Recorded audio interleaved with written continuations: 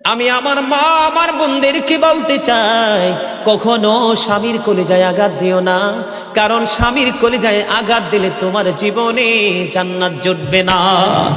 আজকে আমাদের সমাজের মধ্যে এরকম অনেক লোক দেখা যায় বন্ধু, নববধূ ঘরে রেখে কোথাও হারিয়ে যায়, অচিন দেশে হারিয়ে যায়। বন্ধু একটা কথা মনে রাখবেন, আপনার স্ত্রী শুধু আপনার কাছে এসেছে পোশাকের জন্য নয়, খাবারের জন্য নয়, টাকা পয়সার জন্য নয়। স্বামীর কাছে যেই খোরাক স্ত্রীর জন্য আছে, এবং স্ত্রীর জন্য স্বামীর কাছে যেই খোরাক, স্বামীর জন্য স্ত্রীর কাছে যেই খোরাক আছে, পৃথিবীর কোথাও সেই খোরাক নাই। এটা স্বামী স্ত্রীর জন্য অবর্ণনীয় এক নিয়ামত।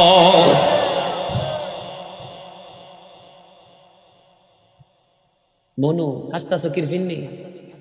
কি হইছে? কি জানি মনে হইছে রোমান্টিক আলোচনা। তো কি আলোচনা? আরে ভেরি ফ্যান্টাস্টিক, ঠিক কেন বলে? আরো জোরে না রে ভাই। চামড়া বুড়ো হইলে কি হয়েছে? প্রেম তো আর বুড়া হয় না। প্রেম কি চামড়ায় থাকে না কালবে থাকে? কালবে থাকে। বুঝতে হবে তো। আমার নবী রোমান্টিক সময়টাকে কি বাদ দিয়েছে নাকি শক্ত করে ধরেছে? কথা বলে না কেন? স্বামী স্ত্রীর মধ্যে যে প্রেমের আবেগ ঘন মুহূর্ত তৈরি হয় রে 14 গ্রামের যুবক, আমার দাদা ভাই যারা বুড়ো হয়ে গেছে, এখনো দাদু দুনিয়ার বুকে বেঁচে আছে, এখনো যদি দাদু যদি এক খিলি পান তোমাকে মজা করে বানায়া দেয়, পান চিবাইতে চিবাইতে তোমার ঠোঁটগুলো লাল হয়ে গেল, জিহ্বাটা লাল হয়ে গেল, আর দুজনের মধ্যে আবেগ ঘন মুহূর্ত তৈরি হলো। আমার নবী বলেছে স্বামী স্ত্রী এই রোমান্টিক সময়টাতে যদি একটা ঘন্টা যদি কাটাইতে পারে রে, তাহলে 1 বছরের নফল ইবাদতের সওয়াব দিয়ে দিবে। আমার নবী আমলের জন্য কি স্বামী স্ত্রীর প্রেম কি অস্বীকার করলো নাকি শক্ত করে বেঁধে দিল?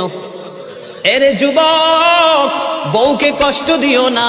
স্বামী স্ত্রী যদি কিয়ামতের দিন কমপ্লেইন করে, তুমি যত বড় মোল্লা সাহেব হাজী সাহেব হন, নসিবই জুটবে না। আমি আমার মা আমার বোনদেরকে বলতে চাই, কখনো স্বামীর কলিজায় আঘাত দিও না, কারণ স্বামীর কলিজায় আঘাত দিলে তোমার জীবনে জান্নাত জুটবে না।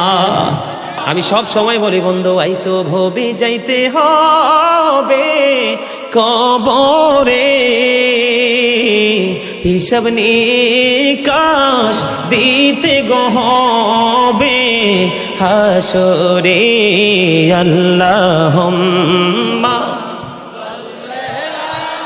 লা মুহাম্মাদ ওয়া আলা আলি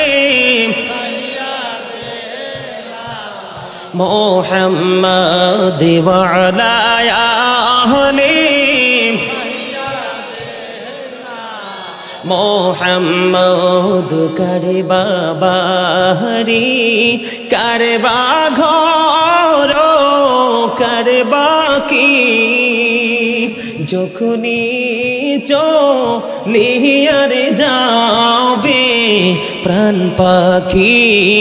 আল্লাহুম্মা মহব্বতে মুহাম্মাদ ওয়া আলা আলি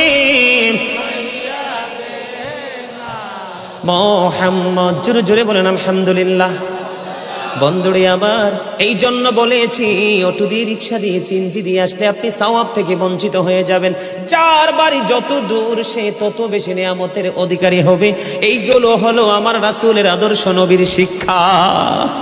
আজকে সেই শিক্ষা থেকে দূরে এত দূরে চলে গেছি, মনে হয় যেন সুখ ও চিনপুরে চলে গেছে। বন্ধুরে আমার, আমি আমার নবীর জীবন থেকে যদি আপনাদেরকে আরেকটা এক্সাম্পল দেই বন্ধু, এখন আমি আমাদের দেশে স্বামী স্ত্রীর মধ্যে গলদ আছে না নাই? বর্তমান সমাজের যুবক যুবতী, নববধূ নবদম্পতি যারা স্বামী স্ত্রী, তাদের মধ্যে ম্যাক্সিমামই কলহ আছে না নাই? বন্ধুরে আমার, সাহাবী একজন, তার নাম হলো আব্দুল্লাহ। আমার দিকে তাকান। স্বামী তার স্ত্রীর কাছে আসে না, স্ত্রী তার স্বামীর কাছে আসে না। আমার ওয়াজগুলো এমন টপিকস আকারে ছোট ছোট কোট করে বন্ধু, বিরক্ত হন? একটু আওয়াজ দরকার আছে না? এগুলো বাস্তবতার দরকার আছে না নাই? বন্ধুরে আবার, আমি আপনাদেরকে রাসূলের আদর্শ নিয়ে আজকে আলোচনা করব। চিন্তা করে এসেছে রাসূল কিভাবে আমাদেরকে দিন সম্পর্কে অ্যাক্টিভ করেছেন। বন্ধু, বিয়ে হলো সাহাবী একজনের 3 দিন হয়ে গেল, 3 দিন 3 রাত্র পার হয়ে গেল, সে তার স্ত্রীর সাথে বন্ধু দেখা করতে এখনো আসে না। চুরিও করে না, মদও খায় না, গাঁজাও খায় না, ইয়াবাও করে না, নেশাগ্রস্ত না। সে নামাজ পড়ে, শুধু রোজা করে আল্লাহকে ডাকে, আল্লাহর গোলামি করতেছে। দেখতে দেখতে দেখতে দেখতে বন্ধু 3 দিন 3 রাত্র পার হয়ে গেল। 3 দিন 3 রাত্র পার হয়ে যাওয়ার পরে এবার বন্ধু কি করলেন, আমার নবী ওই ছেলের বাবা বন্ধু পুত্রবধূর কাছে আসলেন। পুত্রবধূর কাছ থেকে তার ভালো মন্দ জানার জন্য এসে ডাক দিলেন বৌমাকে। বৌমা সালাম দিলেন। সালাম দেওয়ার পরে এবার ওনার পুত্র সম্পর্কে যখন জিজ্ঞেস করলো, এবার স্ত্রী একটা ডাক দিয়ে বলল, শ্বশুরকে ডেকে বলতেছে, বাবা গো, আপনার ছেলে অত্যন্ত নম্র, অত্যন্ত ভদ্র, অত্যন্ত পরেশগার, অত্যন্ত সুচরিত্রের অধিকারী, উত্তম চরিত্রের অধিকারী। বাবা বিয়ে হয়েছে, কবুল বলে শরীয়তের আইনে বেদে আমাকে ঘরে তুলে নিয়ে এসেছে। আজকে 3 দিন পার হয়ে গেল গো, এখনো পর্যন্ত আমি আপনার ছেলেকে দেখতে পাইনি। জোরে জোরে আল্লাহু আকবার। কয়দিন পার হয়ে গেল? 3 দিন পার হয়ে গেল। বাংলা বই থেকে বন্ধু কালেক্ট করা এগুলো হাদিস শরীফ, এগুলো এই শিক্ষাগুলো আমাদের যদি গ্রহণ